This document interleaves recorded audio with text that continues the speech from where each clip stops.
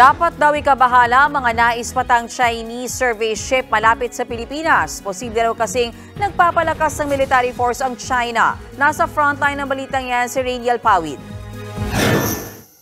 Sa latest tweet ng security expert na si Ray Powell, sinabi niyang 3 research o survey ships ng China ang nasa silangang bahagi ng Philippine waters. Ito ay ang hayang DZ-12 Hao, hayang DZ-Jua Hao at Songhang.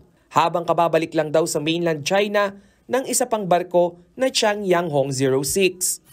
Tinututukan naman ng National Security Council ang Eastern Seaboard ng bansa, partikular na ang Philippine Rice.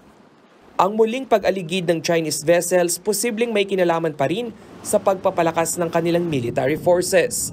They're doing it apparently for their navy, no? For their mapping the area, especially for their submarines. That's the assessment, no? Although hindi siya definite, no? But it's highly suspected that they're doing that in order to map the area for military purposes. Ang mga hakbang na ito ng China dapat umanong ikabahala lalo na sa usapin ng seguridad. Hindi na lang kasi sa West Philippine Sea namamataan ang mga Chinese vessel.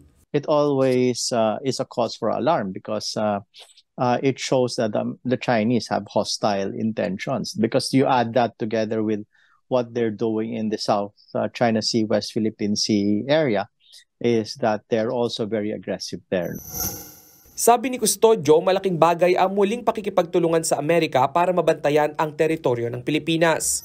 Nitong Lunes na turnover na ng US Coast Guard sa kanilang Philippine counterpart ang 250 million peso fleet training center sa Bulacan. Target nitong palakasin ang law enforcement at maritime navigation ng Philippine Coast Guard. The operations and maintenance of ships, yung law enforcement operations, sila yung pinaka-mature na Coast Guard sa buong mundo. So, gusto nating matuto din sa kanila.